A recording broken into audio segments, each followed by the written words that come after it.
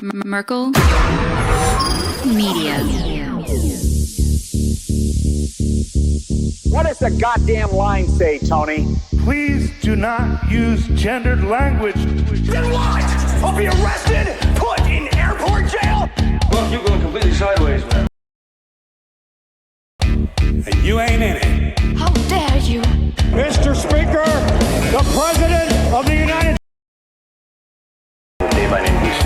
Jack Marius Tack Theratrix. Hi, I'm Spartacus. Jackson, Sacramento, he, him. Steven Seagal. Sex offender guy. I'm Keith Morris. This is Muammar Gaddafi. I'm Rick James, bitch. Sorting through the lies. The hijacker's passport was found blocks from the World Trade Center crash site, if you can believe that. We cannot track $2.3 trillion in transactions. And uncovering the centuries-long plan. Let's talk about Chinese people. Have you ever been in a prison? Swangles in Fort Lauderdale? I have sent 6 of my Libyan missiles to blow up the Sears hardware department. Nothing could be more fun than jumping off a cliff with 2 German bisexuals. Oh, you English are so superior, aren't you? Thank you, comrade. And now, macroaggressions. That's what assholes call it.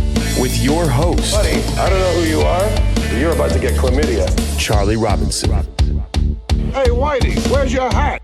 You want to drop the blame on Charlie and say it's all Charlie's fault. He was a retard. I get some goddamn diuretic.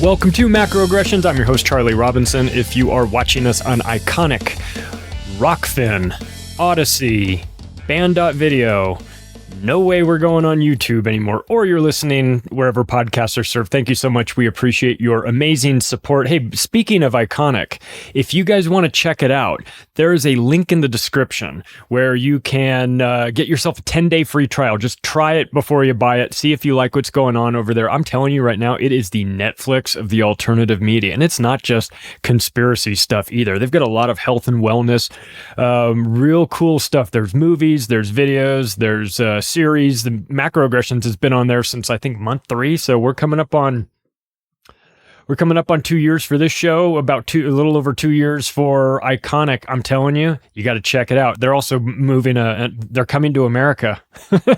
Like Joffy Joffo.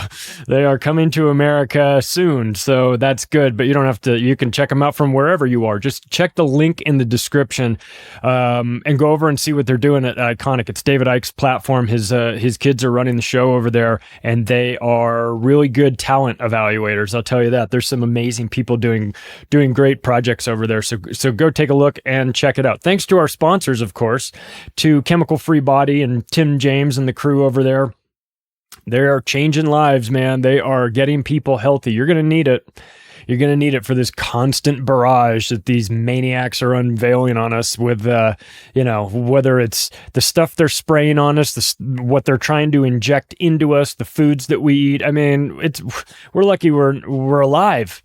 And I'll tell you what, you got to harden up your shield a little bit. And part of what Chemical Free Body does is it just helps to improve the way you feel. And I'll tell you what, when you feel shitty, there's nothing like having good health. You really, really do miss it. It's tough to imagine when you're feeling pretty good, but I'll tell you what, you know how it is. When you feel bad, you'd give anything to have your health back. So let's be proactive. I think that's kind of the theme of this whole podcast, is recognizing where we are and trying to make some proactive moves in advance. And I'd say taking care of your health is definitely one of them. So if you are so inclined, and 2022 is the year that you're going to finally do it, you're going to change everything. You're going to improve. You're going to stop procrastinating. You're going to get yourself in shape, or you're going to get yourself feeling better.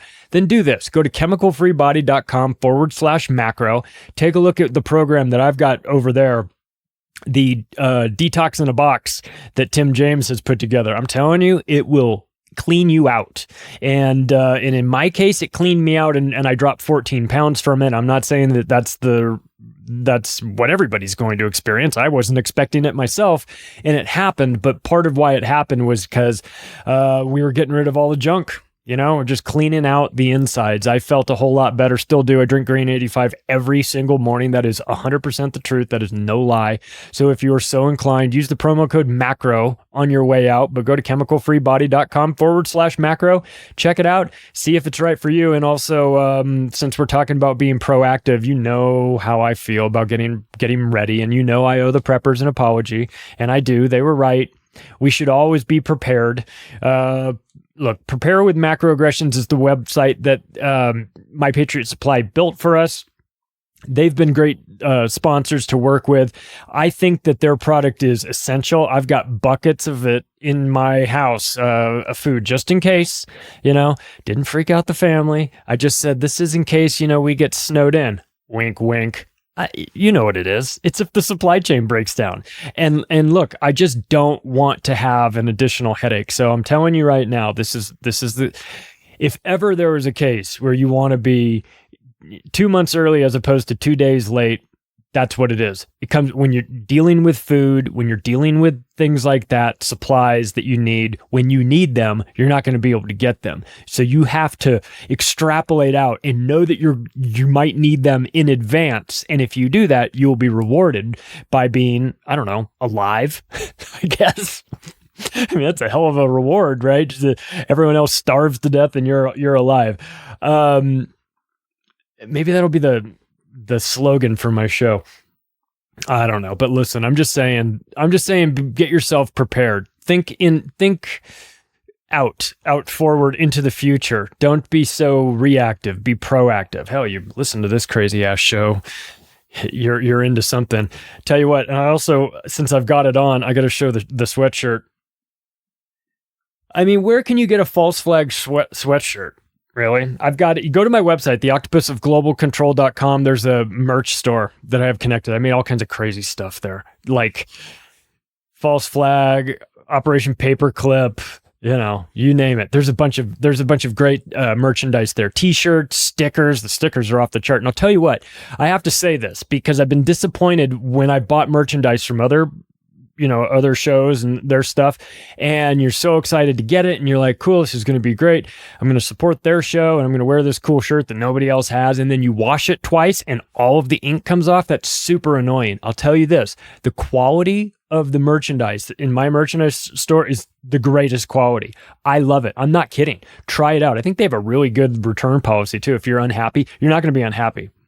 You're not going to be unhappy with the way it feels and the way it holds together. I'm telling you right now, they're making great stuff. Go to the website. You'll see all the links and all that stuff for all of this are going to be in the show notes. You can check it out. I don't expect you to write all this stuff down or anything like that. But if you're taking notes during my show, I guess good for you, you nerd.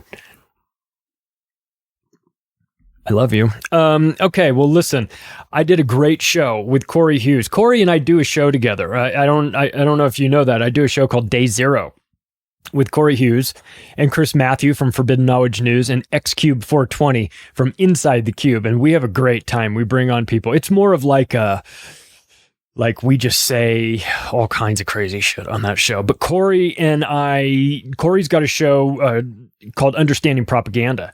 And we were talking about, we love the concept of this. Like we obviously don't like propaganda being used on us or others, but we're fascinated with the science behind it, the way it works, how they've refined this. It's fascinating to study that. But of course, you recognize that the use of propaganda is dangerous. But I'll tell you what, like anything, the use of it, propaganda is less dangerous once you understand how it works. Once you understand the trigger words or the messaging, the purpose for the messaging, and things like that. And so we were discussing this. There was this article that he got that was like from years ago, right? It wasn't anything new, but it was talking about the methods that Lenin used in the Bolshevik Revolution. So like the early 1900s in Russia. And what we found that was it was so fascinating. I was like, I've got to do a show on this. I want to see if I can boil this down to some talking points about it because you see you see the same things, that Lenin was doing. You see the Biden administration doing it, and I think a case can be made that the Biden administration is like a Bolshevik revolution. They're and some of the tactics that they're using are straight out of Lenin's playbook. Okay, so you've got Marx, Lenin, Stalin, those the three amigos. And what they did was they came up with these concepts and ideas for how you control society. They all involve like a ton of violence, in case you were wondering. But you can't say that because that is bad for business. So what you have to do is you have to disguise where you're really going by painting a picture of some amazing utopia society where everyone's going to get along and you're going to work and I'm going to work and we're all going to split the proceeds. I'm not saying we all have to do the same thing, but you do your job and I'll do my job. And in the end, we'll split all this. We'll have so much bread. It'll be just left. We'll just have bread everywhere, right? I don't know what I'm going to do with all this extra bread. Really? Is that how it worked in the Soviet Union? Is that how it worked in Russia back then? What about Holodomor? What about what they did to Ukraine where they starved out millions of people? No, listen, this is a recipe for murder. It is. It's not even debatable. It's just, you just go back through history and you look at all of the times that there's, socialism's just never been tried right. Listen, every time they try it, everyone winds up dead. Okay, either through gunshot wounds to the back of the head or starving to death. It's not good. It doesn't work well. It's not a good idea. It goes against human nature. It goes against the human incentive process, where if I want to work harder than the guy next to me, I can, and I will be rewarded accordingly. Now, I'm not trying to say that capitalism has it all figured out and that it's perfect or anything like that. It's far from it. There's a lot of blind spots when it comes to capitalism. But when you defer your interest to the herd and you say, I allow the state to decide what is in the best interest for the herd, and I'm going to be part of the herd. I mean, how do you think that's going to turn out? It's never good. It never works the way they say it works. But the reason why it doesn't work the way they say it works is because the way they say it works is a lie. It's propaganda. They can't tell you how it's really going to work because that sales pitch would be unattractive. So really what this boils down to is it's a marketing campaign for communism, but you have to disguise it as a utopian paradise. You have to, in their writings, and they talked about, there was a common theme. It was called a new society, utopian society, depicted as like a classless society. I don't mean classless like the people on CNN. I mean without class structures. And so when I hear that Lenin and these guys were talking about this new society, I immediately go to Build Back Better. I mean, why wouldn't I? They're talking about a new society. And I've actually said this before. I've said that the World Economic Forum's pitch for 2030, the you'll own nothing and be happy, is a sales pitch for communism. It's like Benetton ads, back when they had all the multiracial people in the ads and they go, look, it's beautiful. And you go, I want to buy those. I want to buy the clothes. I want to buy whatever. I want to buy that brand. I want to be associated with that mentality. So they're going to sell you a picture of what the future is going to look like. And for someone like me that works in real estate and real estate development and has worked for many builders and things like that, when you're about to build a condo project like the ones I've worked on, you have to come up with the campaign first. You have to come up with the pictures of what the building's going to look like. It's not there yet. It hasn't been built yet. So it's reasonable for you to say, listen, I'm going to show you through graphic design what it's going to look like. I'm going to show you the blueprints. I'm going to show you all this stuff. But it's the sales pitch for this building that doesn't quite exist yet.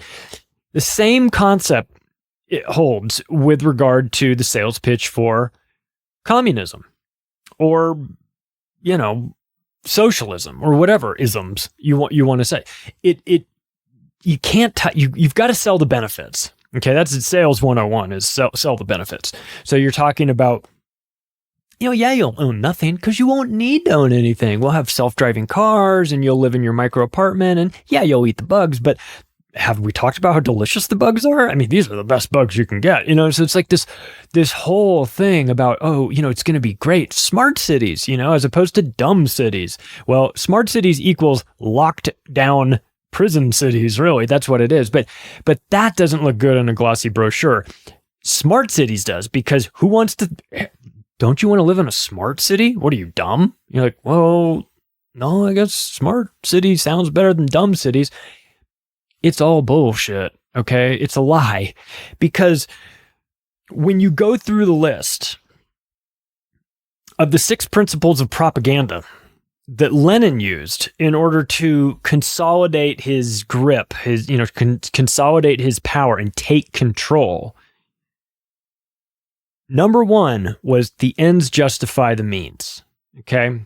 And what that entails is that you say whatever you need to say in order to get in power. Being honest and telling the truth and being a good person does you no good if you can't get into power. So what his strategy was, do whatever you have to do, say whatever you have to say, make as many promises as you need to make in order to get yourself in power, and then lock the doors on everybody. Like the Biden administration. Not limited to him. Every politician makes crazy ass claims, but this is the mentality. It's coming from a place of massive distrust. They don't care. That these people, they're not like you and me. They don't care if they lie to you. Listen, in the end, their plan is to kill most of you. So you think they're going to worry about lying to you? Of course not. They don't care about that stuff. You and I care about that stuff. You would go walk up in front of a room filled with 1,000 people and give a presentation, talk and just lie your ass off and tell them that everything is going to be fine when you know it's not. But these people don't have a problem doing that. And so he said that. He said, break all the promises. Psychologically, that does something too. When you make all these promises, then you then you get elected, or then you lock the doors behind you, and you start breaking all the promises. Everyone is on notice. This is going to be much different than what we thought it was going to be. He promised broad land ownership. He said he said we've got to have land ownership. We've got to have broad land ownership. And everyone's like, oh yeah, fuck yeah, we got to have that. And then what did he do? He immediately ended private property. Immediately. He broke the promises. Immediately. That's what you do. He promised the soldiers that were like weary from all the fighting, I'm not gonna start this, I'm not going to, then he immediately, he immediately conscripted these people back into the military and then separated them from their families and then basically held their families hostage and was like, you're going to fight or you're not going to see your families again. It was really brutal what he did, obviously. But though disgusting and not the types of topics you always want to get into, we can't avoid it. We have to sort of understand this. And why not? Why not understand Lenin's playbook? This happened, this was over 100 years ago. And it was horrible, and those people were real, and they really died, and they went through, and the pain and all that stuff was very real. But because it was a century ago, we can look at it a little bit more objectively now. So let's look at their pain and their suffering and what they went through and the step-by-step playbook that Lenin used for them so that we recognize that playbook. We see these plays coming in advance so that we don't have to go through it. Sound like a decent enough idea? I'm not trying to dwell in the misery of what happened there. But we do need to talk about it, if for no other reason than to understand the strategy. And if you understand the strategy, then you can put up a defense in order to prevent something like this from happening. So Lenin hated constitutions. And you know what he said? He thought that the idea of hope should replace the Constitution. Now, let's get in our time machine and go back about 12 years or so. I don't know. What was Obama's campaign promise? Hope. Isn't that interesting? Used the same thing that Lenin used, hope. You know why he used hope? I'll tell you. It's always in the future. It's always in the future. Hope is always, as long as you have hope, then something is going to happen in the future. You never have to deliver on it. It's perfect for a politician. Tell people to have hope. Give them that good, warm feeling. Tell them that it's just around the corner. But as long as it's hope, hope always exists out there. Did Obama deliver on hope? No, of course not. He never meant to. He drone striked so many countries that he ran out of bombs. Hope. Hope you don't run out of bombs next time, psycho. So let's compare rule number 1, the ends justify the means, with Lenin, and say what you need to say to get in, and then do the exact opposite. Okay, so let's talk about the Biden administration. Okay. And I'm going to take out the fact that I think they stole the election. And no, I'm not a Trumper. I just, please explain to me where 81 million people voted for this old man. Nobody did. But anyway, that aside, he did make promises. And then when he got in office, he just ignored them or changed them. Maybe he forgot that he made them. It's totally possible, you know. I mean, he probably forgets a lot of things. But he promised student loans would go away. You remember that? That was very popular with his base. I mean, when you've racked up $150,000 in fine arts degree loans at your liberal women's college, and then you're going, shit, I can't get a job anywhere. You're going to hope that your student loans go away too. You may be the red supporter Trump person, but if the other guy is like, I'm going to make your student loans go away, you're like, I might vote for this guy if he's going to make my financial problems go away with the wave of a pen. Well, if you did that and you voted for Joe Biden because you thought he was going to make your student loans go away, or free community college, remember that? Well, we're going to have free community college so you can, I don't know, get your learn on, right? Like Chris Rock said, it's a disco with books. Ain't nothing happened, you know. Community college, like free community college in America, that's not a whole lot. It's like $300, I think. I mean, I might be off. It might have gone up, but it's not $50,000 a year. It's not that. But even that he lied about and didn't do it. Do you know why Joe Biden didn't get rid of the get rid of the student loan debt? Because he's financed and has been financed his entire career by the same industries that are involved in student loan financing and credit card financing. He's not going to bite the hand that feeds him. Those people put him in office. They've been putting him in office for 40 plus years. He's from Delaware. All those places are based in Delaware too, because there's tax advantages of being located in that state. That's one of the major industries there. So of course Biden's their guy. He's been doing their bidding for a long time. So if you falsely believed that Joe Biden was going to make your credit card debt go away, then that's kind of on you. Because if you didn't know who he was and you didn't know who gave him all of his money, and it's like a 3-minute Google search where you could dig in and go, oh shit, well, okay, well, he's lying. He's not going to do anything with student loan debt. Of course not. He's operating off of strategy number 1, which also, you know, he said, I will shut down the virus, not the economy. Okay. And how'd that go?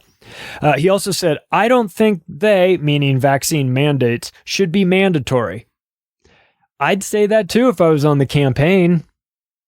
Well, I mean, I'd say that, I'd say that anyway. But if I knew that I was going to make vaccine mandates mandatory, I certainly wouldn't say that during the campaign, not if you wanted to win, which goes back to Lenin's philosophy. Say whatever you need to say to get in, and then rearrange the room once you get in there. We're going to stay until we get all Americans out of Afghanistan. Now I realize he said that after he was elected, but still, it goes to show his character. He didn't give a fuck about lying. He'll lie to you about anything. Afghanistan, you're going to get lies, So look, I'll put it to you this way. When it comes to campaign trail Joe Biden, is he telling the truth or anything? On the campaign trail, Joe Biden, and you can go check this. You're probably going to need to because it sounds so crazy. You're going to think I'm lying, but I'm not. Joe Biden promised to cure cancer during his campaign trail. Okay? That's it. That's all you need to know. That's what he said. He said he was going to cure cancer. I'm not even going to get into that tangent about how they already have a cure for cancer and that we're never going to see it. That's a whole different story. But anyway, all right, let's move on to number 2. Number 2, control the words and you control reality. Lenin swiftly altered the meaning of words. And that is a devious tactic, a really effective one. But it's so subversive and so, it's not overt. It's more covert because you're looking for outward shows of control, like putting troops here or locking this segment down or saying we're going to, you people have to, whatever. You're looking for that. The manipulation of words is kind of flies under the radar. But if you notice what happened during the Biden administration since he's been in, they've started changing the meanings of words as well. They've changed that.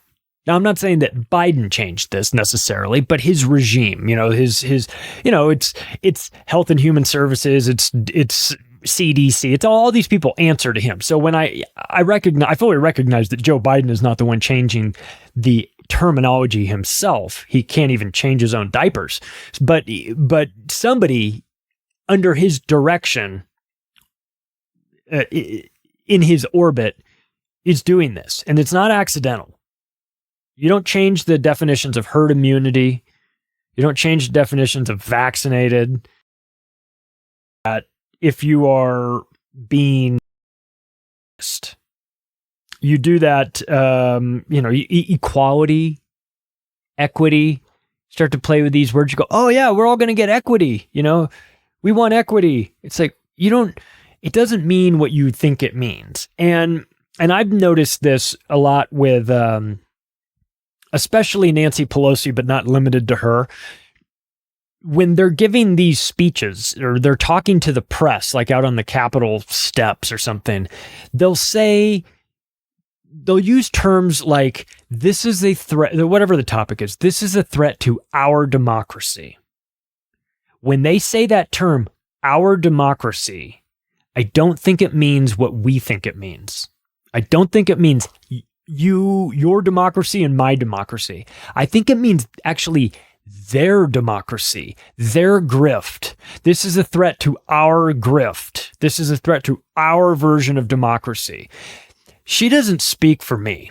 Nancy Pelosi doesn't give a flying fuck about me. That's established. She doesn't care about my democracy. I know she cares about her democracy. So when she's talking about our democracy, I get very suspicious. So I think that things like that need to be watched. The manipulation of the meaning of words. And then, of course, we get into 1984 with Orwell and just the outright memory holing of words, just the disappearance of words and terms altogether. That is a destabilizing effect on a community and a society because, so as an example, word games. As an example, what a perfect segue. Word games and Nancy Pelosi. In the summer of 2021, House of Representatives in the United States moved to ban, they passed legislation banning certain words from being used in session when they're talking. The words were mother, father, brother, sister, uncle, niece, nephew, aunt, grandson, granddaughter, all the words used to describe a family. Isn't that interesting? That's some Bolshevik shit right there.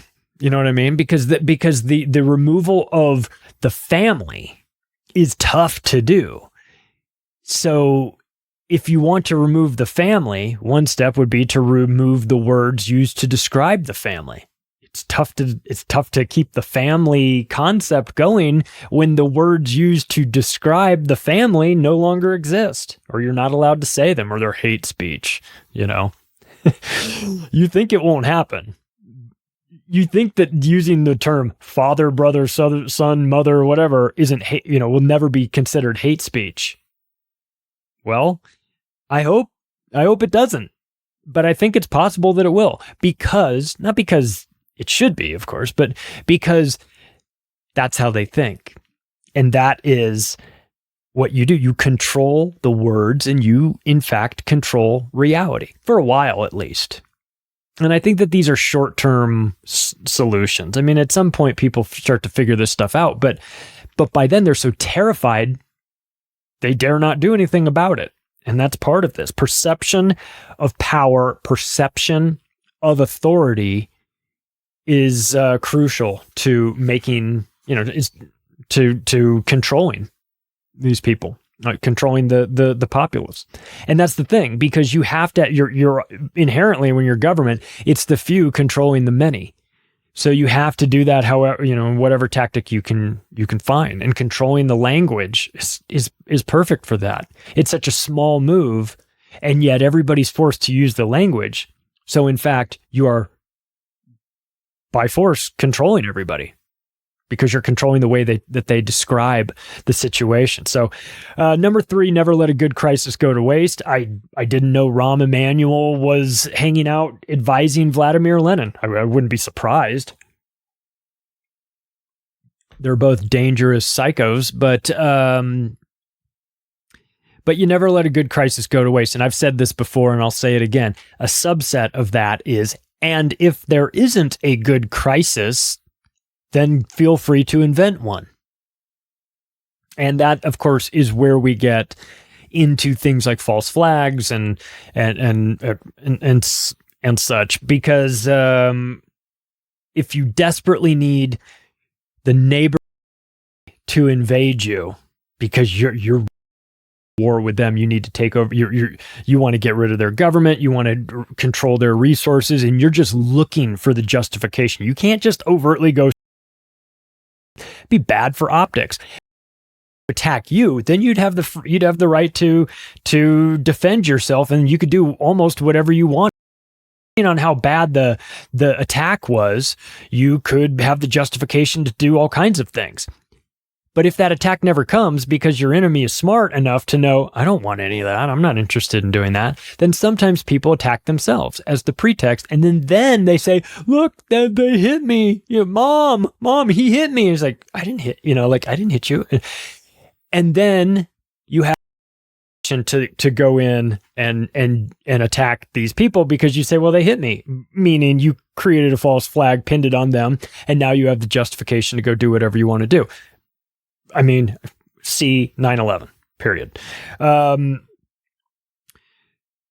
So one of the things that Lenin talked about was the consolidation of power through the destruction of small and medium-sized businesses. I mean, again, it's kind of scary, the similarities of when you see when Marx or when Lenin was coming to power through this revolution, which was a tough revolution. It was nothing was given. They had to use all sorts of dirty tricks, and one of the tricks they used was, once he was there, he was destroy the small and medium-sized businesses and create these monopolies of industry. I mean, what do you think we're living through in the last 2 years? We saw it play out. And we rightly were like, this makes no sense. Even the normies who are traditionally asleep at the wheel, they even were like, why are you closing down the local hardware store, but Home Depot's allowed to be open? They're like, well, because of the virus. They're like, that doesn't make any sense. They're like, well, it's in a big store, so the virus has much more room. It's like, stop. You're insulting my intelligence with this stuff. But that's how you do it. So so never let a good crisis go to waste. We see the COVID situation roll through. We know that that's a false flag, a manufactured crisis. I'm not trying to say it's not the way we were told it's happening, and it is creating havoc. Not even so much the virus part, though I do recognize some people have died from it, but much like they die from the seasonal flu. The danger, I think we all can agree on this, the biggest danger for the general public is not COVID so much as it is the reactions to COVID by the governments. That's been far more damaging than COVID. Now, to be crystal clear, if someone close to you got sick and died from it, obviously that's the only thing that matters. Okay, I'm not trying to be insensitive to that. But we're not, statistically speaking, not a pandemic. It just wasn't.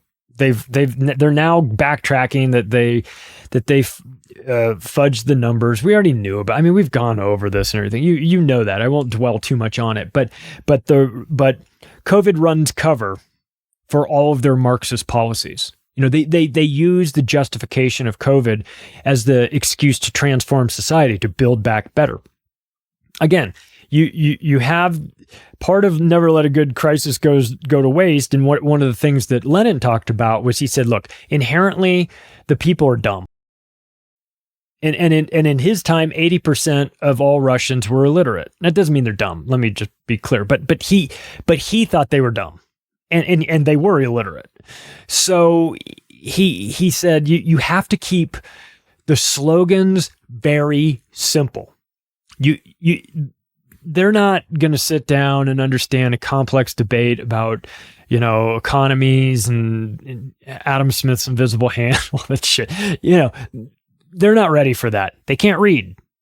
You've got to keep it simple. So what did he say? All power to the Soviets. Create a new Soviet man.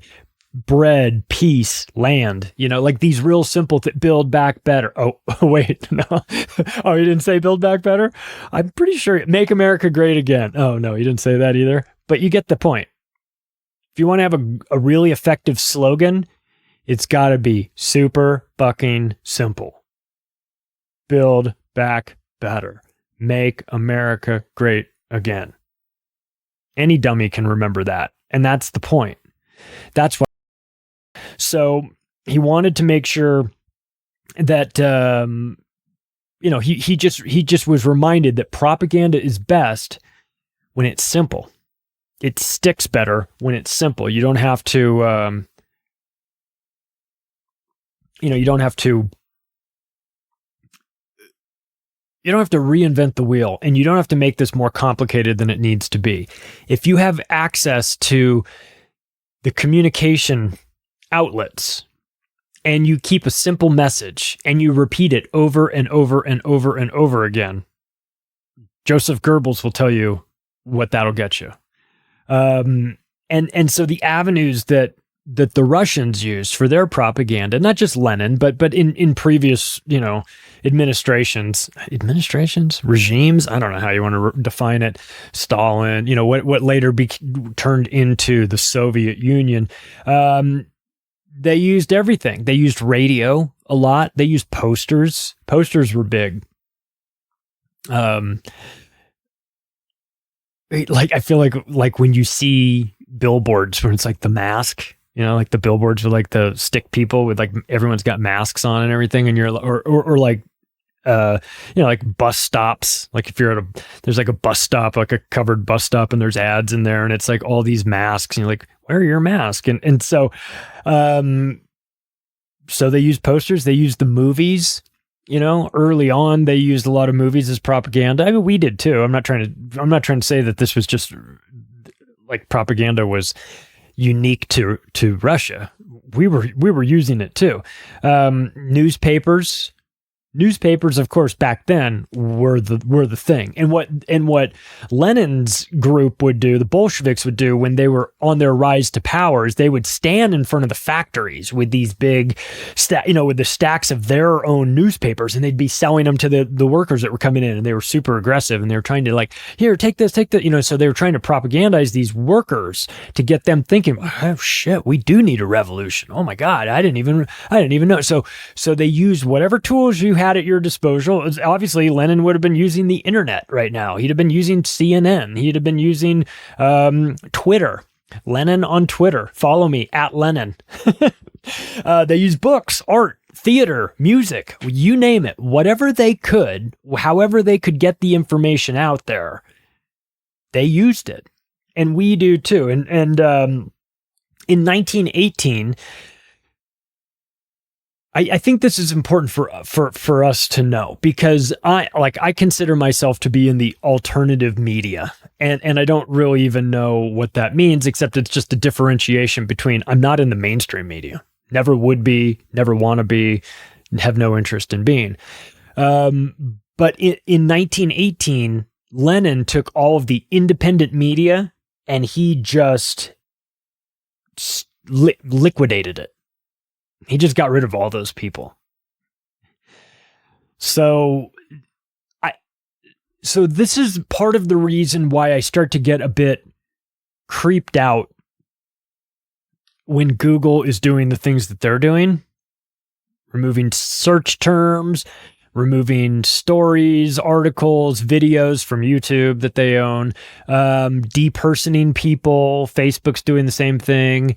We watched the coordinated takedown of Alex Jones that happened all at once. We've watched what they've done to voices that they don't like, conservative voices that go against the official narrative. So it's a digital character assassination as opposed to an outright one. And that is... that's part of what you do when the independent press or the alternative media is screwing up your narrative. You silence them however you can. Now it's a bit over the top if the Biden administration or Obama too, because he loves him some whistleblowers. But if they had just overtly gone around and started rounding up podcasters and putting them in Guantanamo Bay, that would have been bad optically. But I don't think they would have any sort of moral hang up about doing that. Again, these people are not like you and me. The mentality and the personality traits that you have to first of all want to be the president and then actually make that happen through all those tricks and traps and all the dirt they've got on you, all the way you have to play that game, man. By the time you get there, you're a sociopath of the highest order. So I know it's easy to kind of be dismissive and go, well, they wouldn't round up podcasters and put them in gulags and things like that. No, you wouldn't round up podcasters. These people would have, if they could do that to the alternative media and be guaranteed that nobody would ever figure it out, it would be something on the table. I will say that. Number 4, dehumanization. This is, this isn't a new tactic. It's going to war. I've mentioned this a few times, and I think it's worth bringing up again. That when you're training a soldier, when you get out on that battlefield, it's best that the soldier doesn't see the other side as being human beings. And the reason why it's best is because, if you've got an open shot at a guy that doesn't even know you're there, and you can just take this guy's head off with one pull of your finger, and you hesitate because you think this guy looks this guy's my age, or, I bet this guy's in the same situation I'm in. I just want to go home. I don't want to be here. I want to go see my mom. I'm just fighting in this war so that my buddies don't get killed. And so I don't get killed, and that's it. He's probably doing the same thing. He's just like me. If you think that, you hesitate. And that's potentially dangerous for you, the people with you. So they've got to get that out of you. They've got to change you. They've got to change the way you view the enemy. So they dehumanize them. That's where you get, I mean, we had the propaganda, we meaning America, in World War II, where we were showing the Japanese as monkeys and things like that. We're talking about how they're savages. Off, and they do really get you fearful of this. Vietnam, you know, they had all the names, gooks and zipperheads and all, you know, like crazy shit. Like they would, anything they could do to get you human being, they needed to do that. Now, of course, once all the shooting starts and someone on the other side is taking out your best friend right next to you, maybe you don't need any additional motivation to go start shooting them. But just to be sure, they want to dehumanize people. So Lenin called his enemies insects. He called them ex-people. He made them ex-people at some point, you know, and war requires that.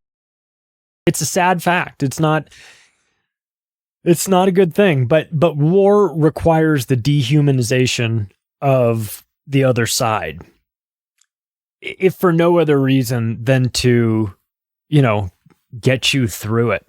Like, I don't, you know, you get a guy that doesn't really want to shoot somebody else, but that's how you get them a little bit closer to doing that.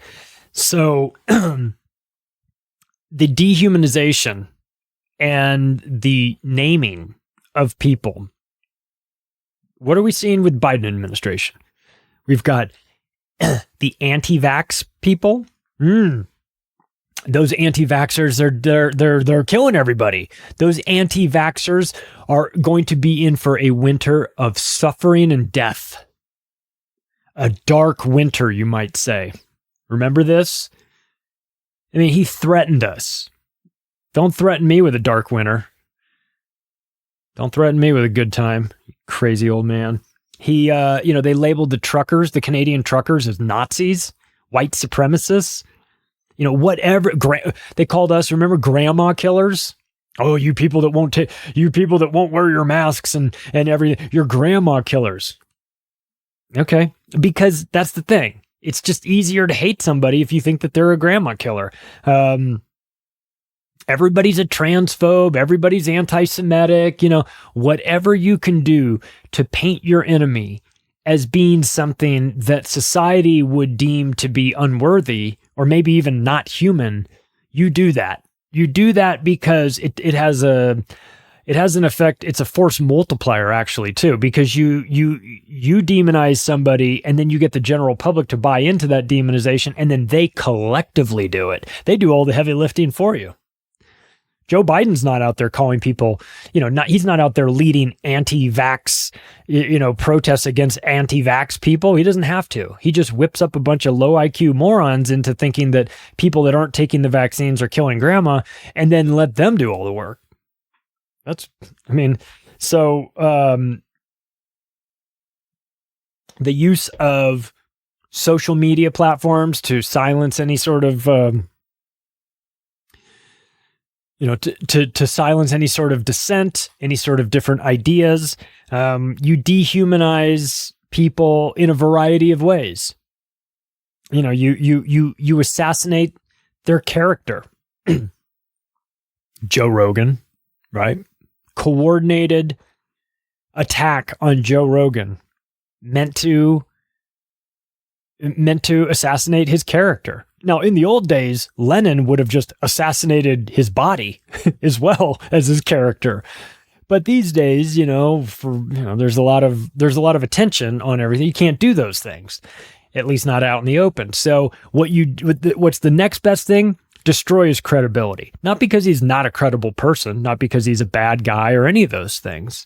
It destroys credibility because he's a threat to the narrative. He's a threat to their lies. And if you know anything about narratives and lies and government lies and things like this, what you realize is that they're never built on a very solid foundation. They're always just one examination from coming down. And so the reason why they're so aggressive with trying to fight you from picking apart their narrative is they know that just the slightest examination will cause the entire facade to come down. I mean, it's not well built.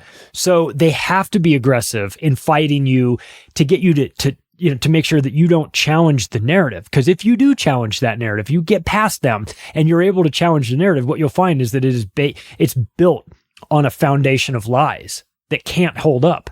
And any sort of examination takes it down. So they're desperate to try and do that. That's the reason why the attacks on Rogan. That's the reason, that's what they have to do. They don't play fair. They're not interested in playing fair. They're interested in controlling the narratives, and the propaganda component of this is incredibly valuable. And so this is what Lenin was talking about. He was saying, that he would say, one man with a gun can control 100 without one. That's true. But one man in charge of the media can control millions of people. And so that's why they were that's why they were very involved in radio and posters and cinema and newspapers and books and art, theater, music, wherever they could get their message out, that's what they did. They tried to do that. So the new dehumanization term that the Biden administration is rolling out is domestic terrorist. Everybody's a domestic terrorist now. It's the new catch-all term. And it's not simply just an insult. Though it's plenty insulting, to be fair. It's more than that. It's extremely dangerous. It's a legal term. And it's a legal term that has to do with the fact that the Patriot Act turned the homeland, created the Department of Homeland Security, the homeland, just like the Führer would love, the Patriot Act turned the United States into the homeland, creating the Department of Homeland Security. Now, if they define you as a domestic terrorist in the homeland, you have no rights. They can disappear you and put you in Guantanamo Bay. It's just the way the system was set up so that it would, so that it's a broad enough term. I mean, domestic terrorist. What is a domestic terrorist? Well, it's changing. The term, what it means, what that definition is changing, and it's getting more and more broad. And in fact, it's now to the point where they're talking about how anybody that is critical, anybody that posts on social media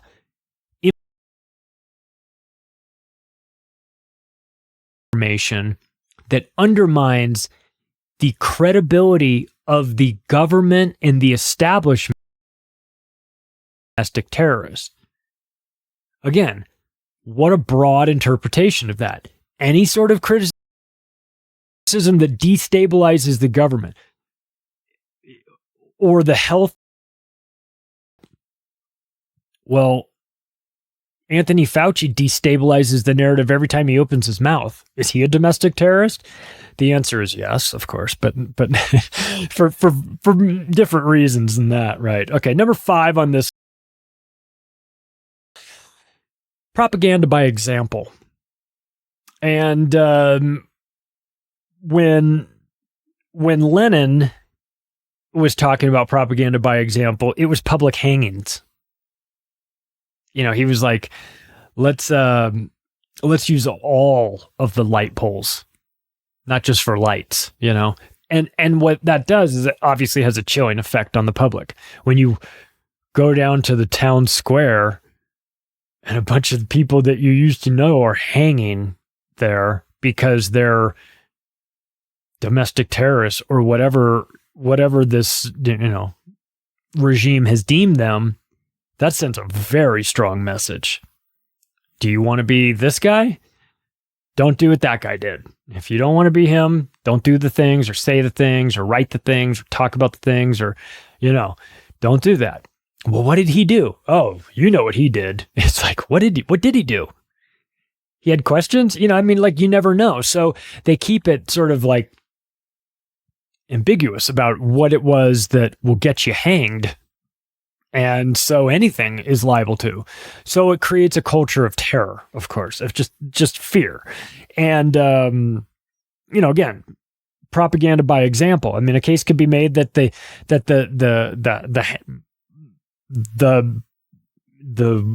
hanging, the character assassination of Joe Rogan was something like that. Propaganda by example. We'll go after the most powerful podcaster in the world just to show you we can. And we'll make him dance and sing and apologize and take the episodes down and do all that shit. Because we run this place. Don't you ever forget it. That has a huge impact on people. Okay, now Joe's situation's a bit different, but still, you see that they don't have a problem going after anyone. In fact, the bigger the fish, the bigger the target, because if you can take him down, then you got that on your resume. Then everybody knows. Like if my little old show, if they can silence Joe, they can silence me, right? They can just turn off the means to production, so to speak. They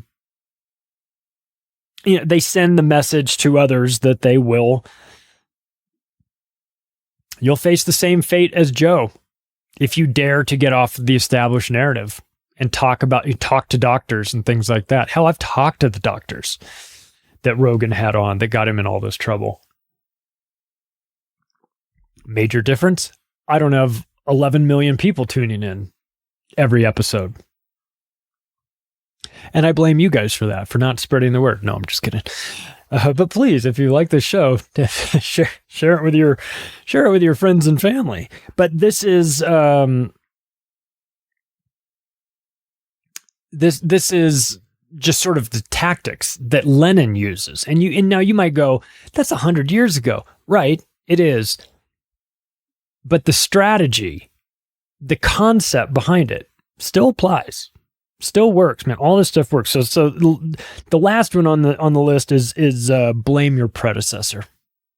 That is part of this propaganda thing. It's never their fault. Have you heard Joe Biden apologize for anything? Did you hear Donald Trump apologize for anything? These guys don't apologize. Mistakes were made. That was Rumsfeld, we talk about, let's talk about where all this missing money went. Mistakes were made. Who made the mistakes? What were the mistakes? Mistakes were made. We're looking forward. We don't want to. We're charting a course forward. We're not going to dwell in the past. No. We can dwell in the past. We got all the time we need to dwell in the past. Let's talk about what you guys have been up to.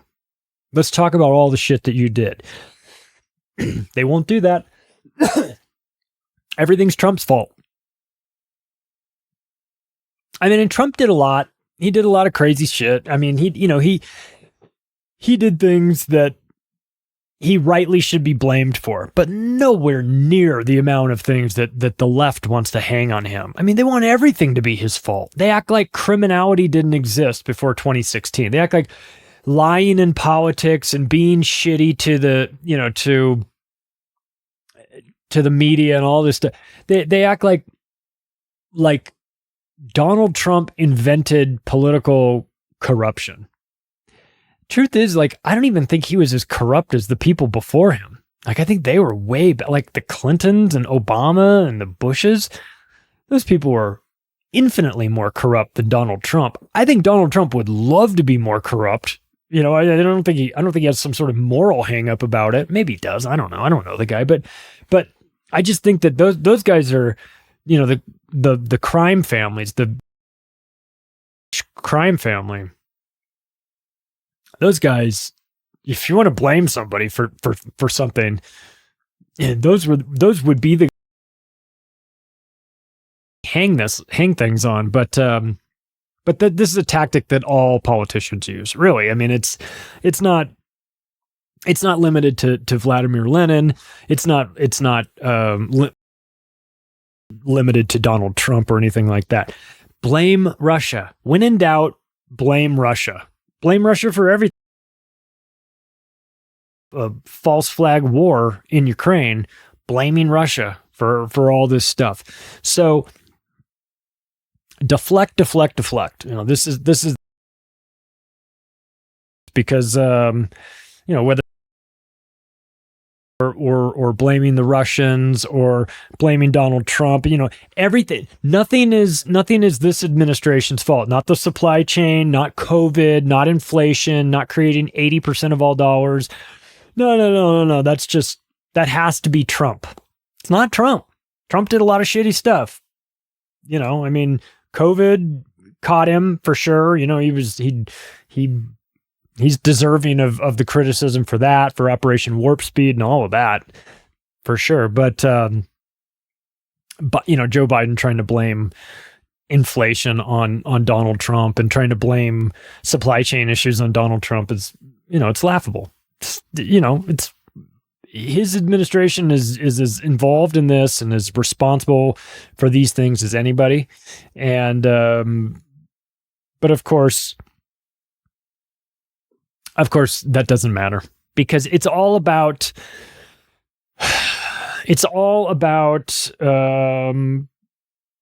perception. This is something